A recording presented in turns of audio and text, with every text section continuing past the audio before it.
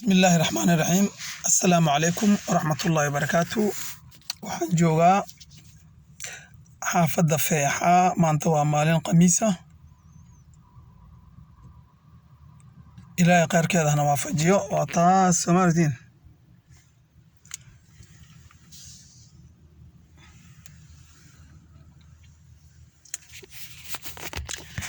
masaajidkana maqribka ku sugo hadii Ilaahay yaraa maqribkiisa soo dhow inta maqribka laga gaarayo wax yar oo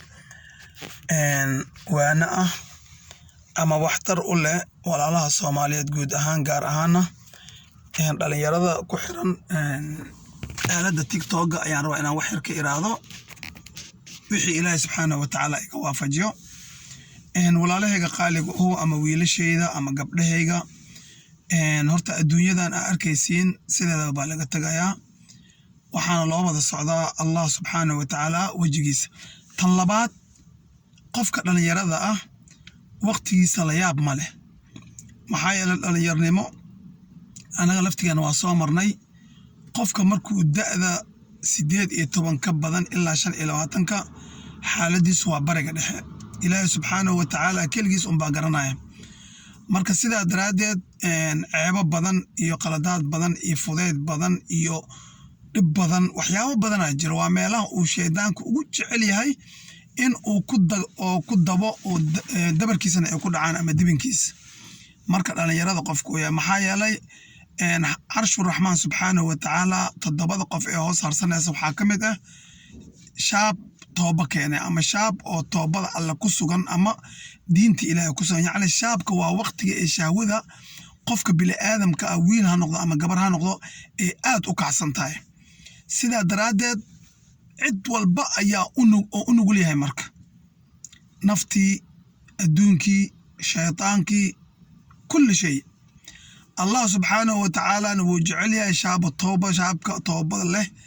Allah aad iyo aad ayuu u jecel yahay subxaanahu wa ta'ala maxaa yeelay waxa caalamka mar walba samata bixiya waa shaabka marka sidaa daraadeed wiil ha noqdo ama gabar ha noqdo qofka hadduu marba shaab yahay oo da'da 18 ilaa 25 inta u dhaxaysa halis weyn ayuu ku sugan yahay Ilaahay subxaanahu wa ta'ala ha badbaadiyo caruurteena iyo dhammaan caruurta muslimiinta guud ahaan gaar ahaan caruurta Soomaaliyeed wiilal iyo gabdhaba leh intan kale wax yar oo kooban rabaa inaan ka iraado videoga shalay ilaa maanta dhex wareegayay baraha bulshada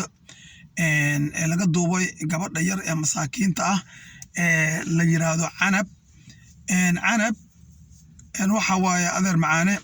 marka ugu horeysa shaydaanka sidiisaba wuxuu ku soo digtaa ama uu ku soo dugaalaa qofka markuu hawadiisa raaco marka sidaa daraadeed videoyaal badan oo adiga kugu saabsan oo xogaa yar anshaxa ama akhlaaqda aan ku fiicneen ayaa jira maxaa yeelay gabdho badan ayaa kugula jira TikTok ama aalada social media maca daalika xoga inaad ka talaabo dheeranaysa ay u ekeed marka dhib ma laha gabar yaraa tahay adduunyo macnaha way ku hor leedahay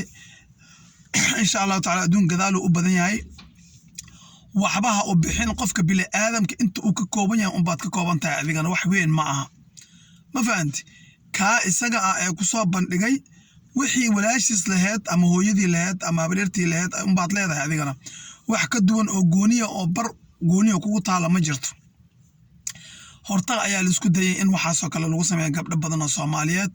wayna ka dabaasheen wayna ka gudbeen marka insha Allah inay 10 ku noqotaan rajana oo aadan mar dambe qof bini aadama oo raga aadan aaminin hatta gabdhaha qaarkood aadan aaminin oo isku qaabinin ayaan ka rajana insha Allah ta'ala tan kale dadka u ehelka ah waa dhici kartaa inay war ka maqliweyso waa dhici kartaa laakiin bardo aqrabaa iyo cashiiro iyo waxa jira sokeeye in macnaha qofka markuu dhalinyarada yahay wiil iyo gabar wuxuu doonaa noqde in la qabtaa fiican oo la waaniyo loo aqal celiyo gaar ahaan marka qofka uu social media ku jiro in wax badan oo waana ay ku socota aad iyo aad u wanaagsan si uu isaga laftiisa mar u soo xasuusto maxaa yeelay qofka haddii xargaha loo sii deeyo dhibkeeda ayaa iska leedahay ninka ka duubay gabadha iyada Canab ka duubay videoga ee soo bandhigay iyo dhammaan kuwa sidaas oo kale sameeyo saddex arrimood baa anigu ku tilmaami karaa arin afraad uma hayo marka hore inuu asaga laftiisba ahayn xalaal ilaa qofka markuu isaga biyo xalaal ilaahay ka beero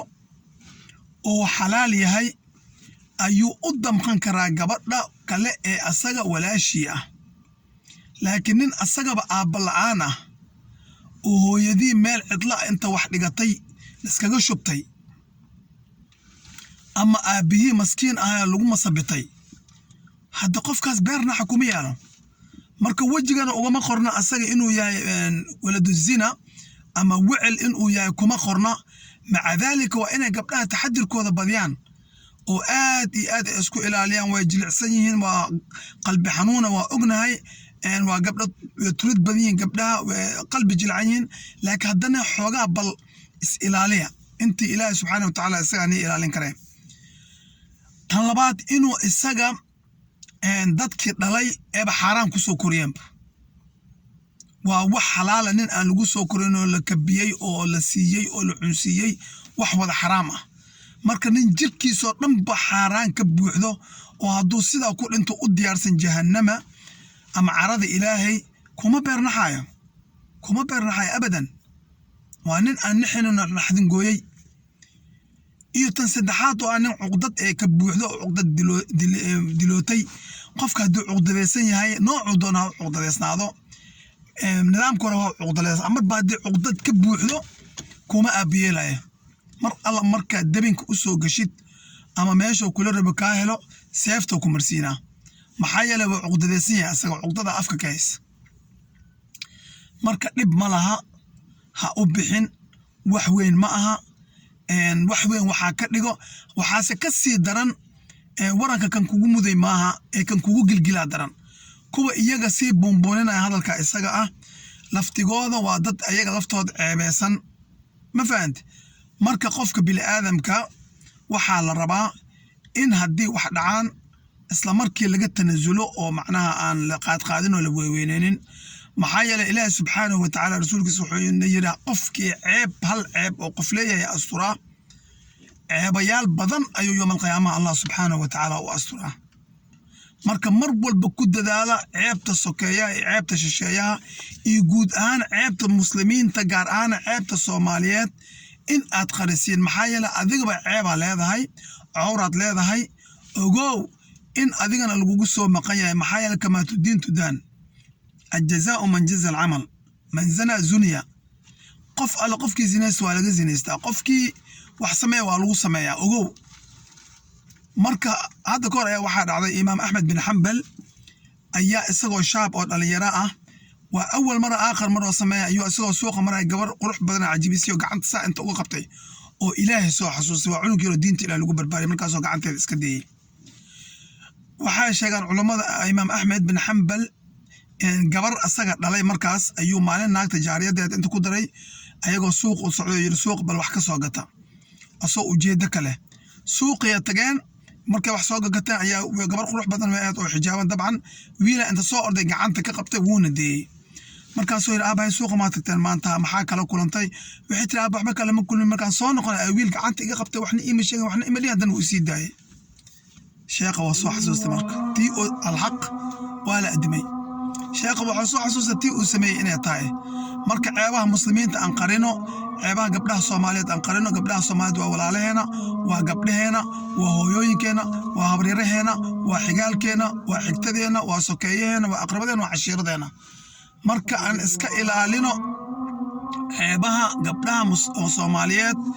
in aan faafaqidno ama aan faafayno aan iska ilaalino walaalaha muslimiinta ah ee Soomaaliyeed barahan lagu kulmo ee social media-na wanaaga loo adeegsado maxaa yeelay berit haddii aad dhimatid oo adiga intaasoo video ee kaaga jiraan meesha oo xumaan adoo faafinaya ama dad aflagaadeynaya ama dambi sheegaya waxaa dhici karta in maxaato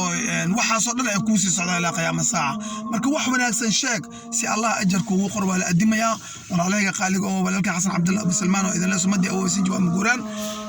meel walba joogtaan Soomaaliyeed waqtiga wayaane wacnaado assalaamu calaykum waraxmatullaahi wabarakaatuh